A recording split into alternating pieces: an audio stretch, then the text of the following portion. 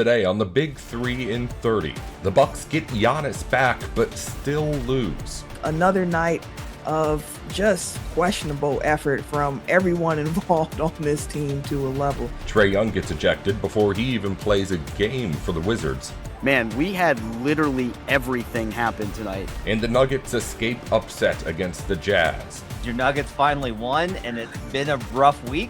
This is the Big 3 in 30 NBA. The three biggest stories in the NBA from our local experts at the Locked On Podcast Network. We bring you the real story, why it matters, what's next, who wins the big game, and more, all in 30 minutes. The Big 3 in 30 NBA starts now. Thank you for making the Big 3 in 30 your first listen of the day, part of the Locked On Podcast Network, your team every day. Today's episode is brought to you by FanDuel. Download the FanDuel app now by visiting FanDuel.com and win $300 in bonus bets if your first $5 bet wins. The Bucks got Giannis Antetokounmpo back in the lineup last night, but still got beat bad by the Celtics. Camille Davis and Frank Madden go over the loss in Giannis' first game back on Locked On Bucks. Another blowout lost. Another night of just questionable effort from everyone involved on this team to a level. Lost tonight to a Celtics team without Jaylen Brown, without Kata, without Tatum. Lost by 27 points to this Celtics team. 108-81 loss to this Celtics team. This comes on the heels of losing by 23 points yesterday to the Bulls. Comes on the heels of losing by 29 points to the Knicks. So again, the third straight blowout loss for the Bucks. Frank, do you I'm laughing before I even ask the question. Looking at this game tonight, is this a continuation of struggles that we have seen over the last couple of days at this point? Or is it somewhat of a factor of like, hey, is Giannis kind of readjusting to getting back into this lineup here? You know, maybe the team just had to figure things out with him coming back into this grouping, but it's the second straight game in a row where the offense completely stalled. I'll answer before I even throw it to you and say it's both, in my opinion. But what did you see on that front, Frank? Yeah, I mean, unfortunately, we talked about it. I think after the Cavs game last week, right? Like about like, well, what do we take? Like, do we believe in this team a little bit? Like, et cetera. I mean, the unfortunate reality is like even when they won whatever it was, 3 or 4 to start after the break, they didn't play defense at all. Yep. You know, like the Cavs game, they got crushed on the glass again. It was a lot of the kind of worst habits that we saw in the first half of the season. And they were able to win games because they just couldn't be stopped offensively, and they, you know, shot the piss out of the ball. And, you know, it's like they went to New Orleans and they gave up 82 paint points, like, you know, still won because it's the Pelicans. And this is what happens, you know, like if you don't have an identity and you don't play sustainable basketball, like it's going to catch up with you when you play teams that do play like that. And certainly the Bulls do not play like that. So really no excuse in that one. But yeah, I mean, the last 6 quarters, I mean, we're used to the defense being bad. Like this team has given up on, you know, being good defensively. Like you can just tell guys that you think of as like good defenders. There's not like, and defense is hard, right? Like you can't be great defensively when you've got like 3 guys bought in out of 5 at any given point. Right. But like I think have seen like the level of consistent effort drop. But we at least felt like this team would be engaged offensively. And I think that's what stood out really so much over the last 24 hours is, you know, the second half in Chicago, I think they scored 31 points. And in this game, they scored 38 points in the second half, but they only scored 43 in the first half too. So, so I don't have the season stats in front of me ranked, but I mean, this has to be one of the worst offensive performances that we've seen all season. And the funny part was, like, I mean, they didn't even shoot that poorly. I think they shot 36% from 3, but inside the arc, they were terrible. This is Giannis's first sub 50% shooting game of the season. And, you know, he looked like he was getting into a rhythm early in the third quarter. They got it within 9, and then the Celtics went on. I don't even know what it I ended think it up was a being. 10-0 run right after they At got it least down to 10. 9. Yeah, I think it ended up being more than that. But they pretty much just kind of snapped their fingers, and the Bucks just kind of fell down, and it was over. So yeah, I mean, this is a poorly coached team that has no identity, and I mean, it's too bad, right? Because there were some decent vibes, at least, with Giannis out, expectations were low. They go 8-7, I think it was, without Giannis, which on paper is a good result, even though it was a super easy schedule with some really advantageous like opponent injury situations, let's say, as well. So yeah, I mean, now we're just sort of back to Giannis is back, but the vibes are horrible. And, like the guards in particular tonight, like, I Yeah. mean, we'll talk about the starting lineup changes, but like, I mean, Brian Rollins has had good performances off the bench, but he looked completely off kilter coming off the bench tonight in his return to a 6-man role. KPJ was pretty anonymous, didn't really seem to know how to get back into a rhythm with Giannis. Cam It seemed like he was Thomas, I questioning don't know. himself out there on the floor with the offense too, where like Yeah. passing up shots he normally would take and trying to find Giannis, and then just the communication was off. It didn't feel right for KPJ the entire time out there. Yeah. So, I mean, again, just a terrible performance. And, that's now 3 straight. So, again, like just bad times rolling downhill now. And yeah, I mean, again, like this team obviously was really nowhere to begin with. And now they're kind of even further into nowhere after these last 3 games. And just to lose them in the fashion that they did too, right? Not even competitive. I think just sort of tells you like, again, that this team, again, there's no foundation that they have to build off of. And again, there is obviously some talent, especially some offensive talent, but Mhm. even with Giannis back tonight, like clearly they just don't really know what they want to be. Yeah, the lack of identity is glaring. And when you're talking about a lack of identity at the beginning of March, where it's like by this point in the season, teams should really know who they are, know what their identity is, understand what their role is. And yes, injuries have definitely played a role in the Bucks season so far. I think it's very fair to acknowledge that. But I think it's also very fair to say like these guys just seem completely lost out there in regards of what it is that they're supposed to be doing, which again points to coaching.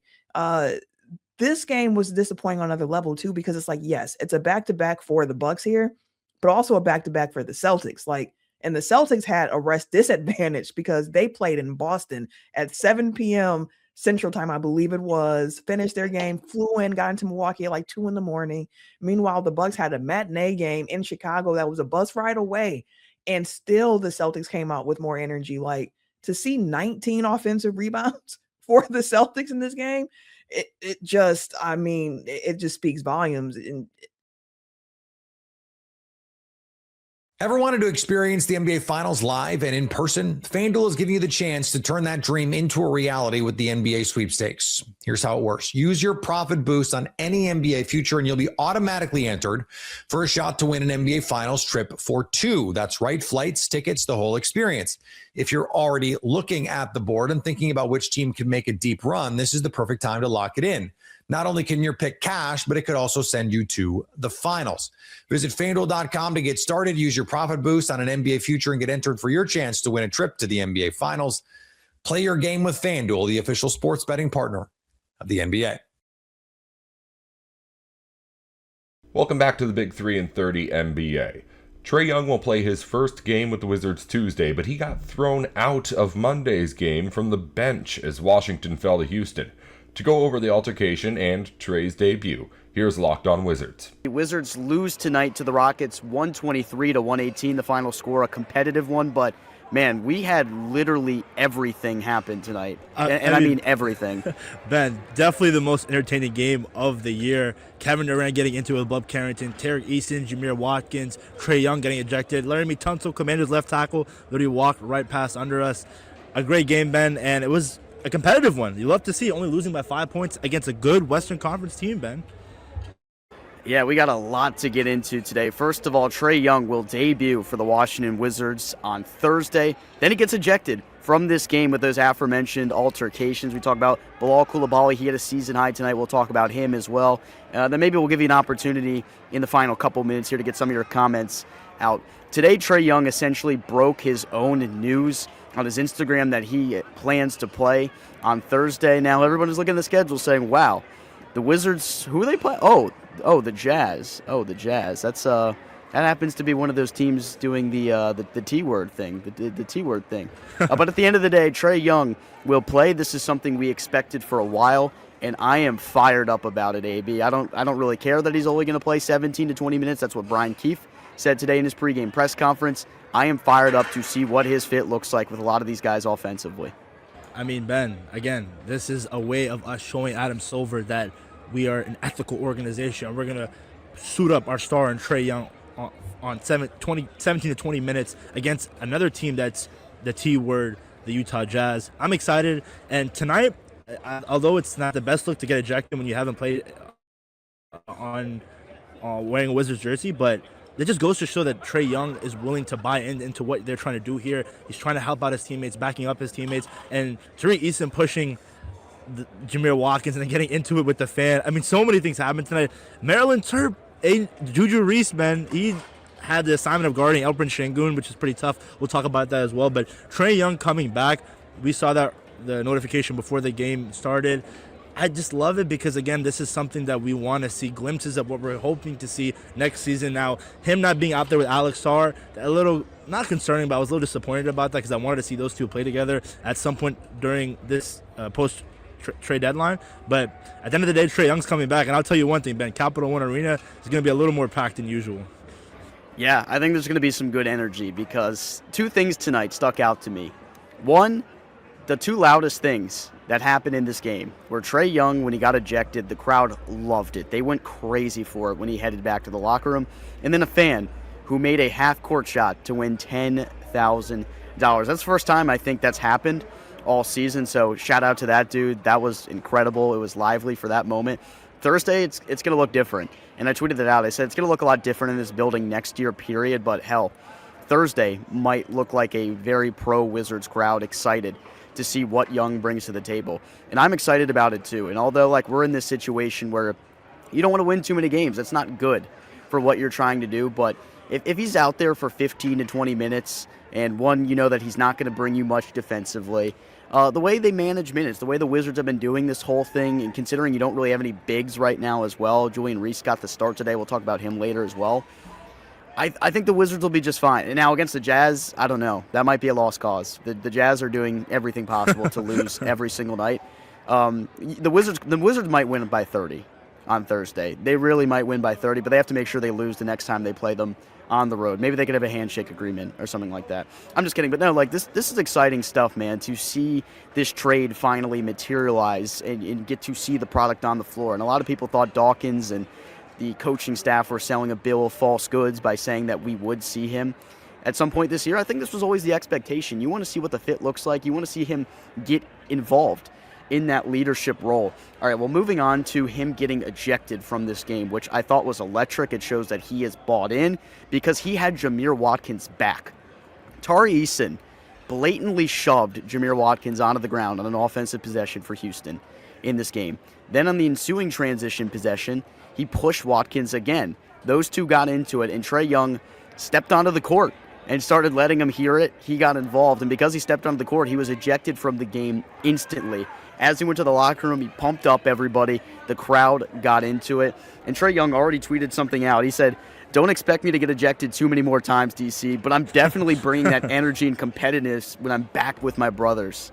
So he's bought in to this organization. He wants to be a leader. He wants to show that he's all about all things Wizards. That's what I'm talking about the other day with culture, AB. How about them having Jameer Watkins back? I mean, it got chippy in this one.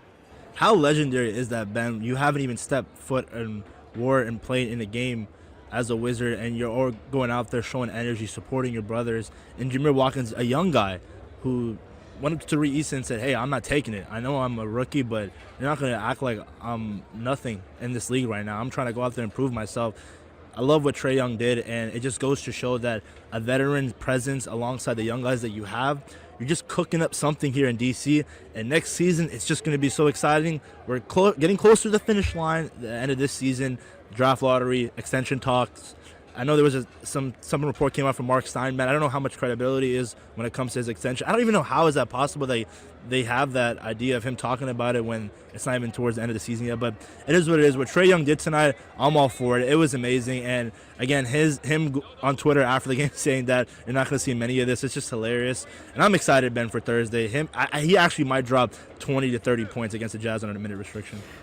It'd be really funny if he did. But no, I hope to see him operate in that pick and roll. You're not going to have Sar out there, so I wonder how that kind of plays into it. I know you brought that up already, AB, but you actually segued us perfectly because I want to talk about this extension conversation that we saw. So from the Stein line, Mark Stein, a very credible NBA reporter. He's the one that really was first to headline all of this Trae Young stuff to DC initially. He was the first one that really reported that there was mutual interest on both sides and that Young wanted to be in DC. He says he thinks that an extension is very likely for Trae Young, around 2 to 3 years. There was some numbers being thrown around that people were saying that he reported in terms of like the contract being something worth $40 million per year, like 3 years, $120 million. But he's come out and said, hey, like that's not part of my reporting. Like I did not report that. And that makes a lot of sense because this is how it works. In the NBA, you're not allowed to negotiate an extension or anything of that sort until July. So once the offseason begins and you have those type of conversations, then you might start to hear some numbers leak out. But this is a tight-run ship organization in terms of what the front office actually leaks out. So if anything, maybe some of this stuff is coming from Trae's camp saying like, yeah, we think we're going to get an extension here in DC. It seems like they're interested in that, and we'll have those conversations down the road. So if you see any numbers out there, I don't know if I'd buy too much into that right now. That's not something you can really even look at, and the team is not going to comment on that right now. If anybody asks about it, they'll say, we're not allowed to negotiate an extension until the summer. They said the same thing about Anthony Davis, so expect the same thing for Trae Young here. But if it is indeed true that they are likely to extend him, I thought it was pretty likely. I think that is a pretty likely thing to happen, so we'll have to see how that all plays out, AB. What are your thoughts on that?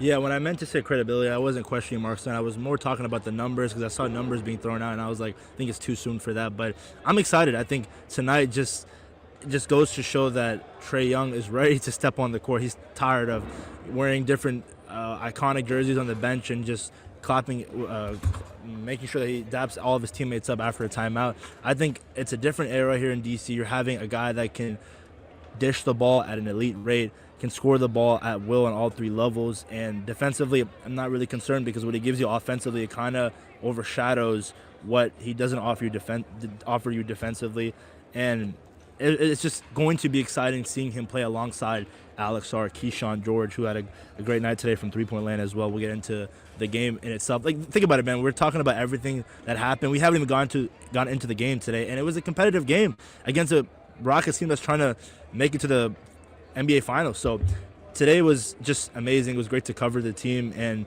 Trae Young Thursday, just pack up. Making sure I know some people already bought tickets for the game, but make sure you're here on Thursday if you're a Wizards fan at Capital One Arena because it's going to be electric. I'm honestly fascinated to see what the crowd looks like, what the energy looks like, because really the only night where I could say there was a true pro-Wizards crowd that was really into the game, cheering for them to win, defense chants, was on John Wall celebration night back a little bit over a month ago. I'm really interested, AB. Do you think we see like a big-time pro-Wizards crowd here? Yeah, I mean, you have to be because, again, after acquiring Trae Young and AD and then John Wall night, like you mentioned, I think Trae Young just being active and stepping foot on the court, that's just a star that we haven't had here in so long. And as much as we love John, he's kind of giving you that energy back when it comes to being a point guard of this team. And I just can't wait. The first three-pointer or the first lob to whoever he throws it up to is going to be exciting. Ever wanted to experience the NBA Finals live and in person? FanDuel is giving you the chance to turn that dream into a reality with the NBA sweepstakes. Here's how it works. Use your profit boost on any NBA future and you'll be automatically entered for a shot to win an NBA Finals trip for two. That's right, flights, tickets, the whole experience. If you're already looking at the board and thinking about which team can make a deep run, this is the perfect time to lock it in. Not only can your pick cash, but it could also send you to the finals. Visit FanDuel.com to get started. Use your profit boost on an NBA future and get entered for your chance to win a trip to the NBA Finals. Play your game with FanDuel, the official sports betting partner of the NBA. Welcome back to the Big 3 and 30 NBA. The Jazz gave the Nuggets a run for their money last night, but Denver ended up escaping with a 3-point win on the road. Matt Moore and Ryan Blackburn with Locked On Nuggets go over a shaky victory. We will walk a very delicate line of not ruining your night because your Nuggets finally won and it's been a rough week, and also try and put appropriate context on this game. That's the important tone, I think, to take on this one, Matt, because look, one of the lines that I put in my story was that there's been a lot of things that have gone wrong for the Nuggets over the last 40 games. There's been a lot of things, a lot of stuff that you just like, man, that was not good. Like they did a lot of good things, but ultimately it didn't work out. This one, they didn't do a lot of good things and it did work out. And they found a way to eke out a victory from the jaws of defeat when they had every opportunity to lose that game. Ultimately, Jamal Murray makes it happen. The Nuggets get to the free throw line and do a whole bunch of good there. 32 of 35 from the free throw line. The storyline was for months that they have been missing clutch free throws. They didn't tonight. It was a very, very important thing for them. Sometimes you just got to get a win. Second night of a back-to-back, no matter the situation. They were missing 4 forwards at the same time. It's a good win. Doesn't feel good, but it was a good win. Well, let's talk about the Nuggets edition of Tyus Jones tonight. We'll get to that. Oh, yeah. As well. Okay. So, all right. Hey, clutch win. Yeah. You know what? I want to talk for a minute about this. Okay. So like I've killed the Jazz for how they've like pulled players in the fourth quarter, right? And like their guys were like they've gone ahead and gone the whole way, which is what they need to do. Like if they just done this in December, I would have never made a fuss about it. They just been like, yeah, we're not playing these guys. They are quote unquote injured. They're having surgery and like doing. I mean, they're having real surgery, but like getting stuff done that they would usually do in the offseason or whatever, or have been putting off for years. Totally fine. And they could have just played like this, and they would have been like, this is a totally normal loss. And they played really really well tonight. I think the Jazz are gonna be a problem next year. I think Will Hardy's a really good coach. I love Keontae George. I love the kind of player that he's turned into. I actually kind of like Kyle Filipowski. I like a lot of what he brings to the table. So the other thing here I will say is we're gonna sit here and talk about like, you know, the headline of the show is like, a win's a win, question mark, right on the thumbnail. Sure. And if you're a player, if like you're one of the Nuggets, you're just like, bleep you, man. Like, do you know how hard it is to win an NBA game? Like, that's going to be their reaction is like, it doesn't matter. These are the best players in the world, and these guys are still really talented, and we're on a back-to-back on travel, and like, this is just how it goes sometimes. And if it wasn't for the context of what they've been in for basically, I don't know, since Yoke came back, like since February 1st, if they had not been in that context, right, then tonight we're just kind of like laughing and we're just like, it's how it goes sometimes. Yeah. But because the vibes have been so bad and they played so bad, it seems like a continuation of the product. Like that's part of it. So like what I don't want to do is I don't want to act like winning an NBA game is an easy thing to do, because you do see like the Washington Wizards have 17 wins this year. The Utah Jazz have 18 wins this year. Like they do find ways to win games. Again, it's probability, right? Like they win. I want to respond to this from Perez here. You're right. The Jazz are tanking, but there are players that don't tell the players that are playing on the floor that like they wanted this one. Develop. Like they really wanted this one. You could tell by the bench reactions. Like they were in it. They were at like they are like kind of like how the Nuggets in compromised situations earlier this season. Doesn't matter how many guys you're missing. Doesn't matter the kind of situation. You're going to try to put forth the same professional effort every night. Right. I have a larger respect for the Jazz than I did prior to tonight because of what they showed tonight. I think what they did was pretty impressive, and I thought they battled throughout all of it, and Denver had to go uphill in order to get it done. Now, what did they make it harder than it had to be? Sure. But like they still had to battle for it. Now, is this a good win? No, it's a terrible win. Like I'm consistent on this, guys, where I have been saying this since 2000. And when I joined the show in 2019, 2004, no, it was later than that. Whenever I joined the show, Yeah, it had to have been because it was before the pandemic. Anyway, long years. Back in the 1800s when I joined the show, I've always said there's good wins, there's bad wins, there's good losses and bad losses in the course of 82, and this is a bad win. I will say though, like they just needed something to turn, and they definitely needed a game where it was like, hey, because here's I wrote you mentioned that it's been this different thing. I wrote the exact same thing today over the dig, and then you can find it in the Everydayers Club. It talks about like, look at all the different things that have gone wrong. And it's not just like the big stuff, like the injuries. It's like in-game situations where it's like this shot didn't go, but that one did. And this turnover happened, but that one didn't. Like there was a loose ball and it could have absolutely gone to a Nugget, but instead it bounced off someone's leg and went right to a guy under the bat. Like it's been just a constant Murphy's Law. And in this one, things went Denver's way, particularly a series of officiating decisions that went their way ultimately. And that's okay because you get those breaks sometimes. That's what happens in the course of 82 games. You don't have to apologize for it. There's nothing to apologize for. You got to win. They needed something to kind of turn the ground. But like, we're not going to be able to sit here and be like, okay, that's what I'm talking about. Because it's like you still went wire to wire with a team that was starting Cody Williams and Ace Bailey. Cody Williams is bad, man. Like that dude does nothing. I will tell you his one bucket though. There's actually an incredible photo of it. There's really?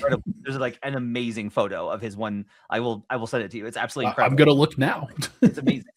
They're starting Elijah Harkless. Like this was not you should not you can feel better about like this. I think is accurate from Dominic Lopez. We really needed tonight. Yes. Like if they had lost, I did not know. Like I was sitting there when they were down late and I was like, I don't know how I'm going to go on the show. I was like, I just don't know how I'm going to be able to do 30 minutes. Thought the same thing. Thought exactly the same thing. It was going to be torturous. It's going to be painful. The crowd is going to be pretty frustrating. Joe Philly says, I don't know, Matt. Looks to me like everything's fixed now. Everything's good. Everything's fine. Nothing to see here, folks. But and look, they don't get this win if they don't get the performance that they got from Jamal Murray. As Jamal goes for 45 points on 13 of 19 shooting, 8 of 13 from 3, 11 of 12 from the free throw line, 8 assists, 2 steals, did have 7 turnovers, plus minus of 0. He scored 45 points. The 7 turnovers were funny. A plus minus of 0 is hilarious in this situation because he was so good. And some of those turnovers were him trying to pass the ball to Jokic. And I think that Jokic and others didn't necessarily give him a good outlet in some of those situations, but like he's going to get credit with the turnover as he probably should. But like, my God, some of the shot making that he had tonight was absolutely absurd. There was one play towards the beginning of the third quarter where he got, I believe it was Filipowski on a switch, and he stepped back to his left, could have taken a step back 3. Filipowski flies by him, and then he jumps sideways to his right from behind the 3-point line and swishes it nothing but the bottom while moving sideways. Like, who does that, man? That is a ridiculous shot, and he was making all of those tonight. Step back 3s, like the turnaround fadeaways off of 1 foot in the mid-range. He got to the free throw line, as many guys did, but was just very good at all levels of the floor tonight. That efficiency is nuts, man. How about the double big lineup? Can I vent for a second? I guess. I have no idea what David Adelman was doing in that first half. I have no idea the mechanism. Like, I understand going double big. Like, that's perfectly reasonable. Takes out Julian Strawther 2 minutes into the game. Never plays Jonas Valanciunas with the second unit at all. Plays Zeke Naji as the backup 5 for some reason. And then never plays Jonas at all in the first half again after playing him with Yoke when it actually was pretty solid at the beginning of the game. And then lo and behold, I think Jonas has the highest plus minus on the team, if I'm not mistaken. Yep. Like, because those lineups were pretty good. Like they actually did work, and Denver did a lot of good things, despite the fact that like Jokic individually, I think, looked bad in those situations, but the team as a whole was pretty successful because they were getting an offensive rebound or a foul or a bucket pretty much every time down the floor. I feel like it makes a lot of sense, Ryan. Yeah. Well, I mean, Like, like the rotation specifically. yeah. So So bringing in Tim Hardaway 2 minutes into the game in place of Julian Strawther. I think that this was definitely not. I think Julian's on a pretty short leash right now. That's all for today's Big 3 in 30 NBA. If you follow football or college sports, the Big 3 in 30 has shows for the biggest news in the NFL and on campus going up every weekday just like this one. Just search the Big 3 in 30 NFL or the Big 3 in 30 College wherever you're listening or watching right now. Thanks again for tuning in to the Big 3 in 30 NBA.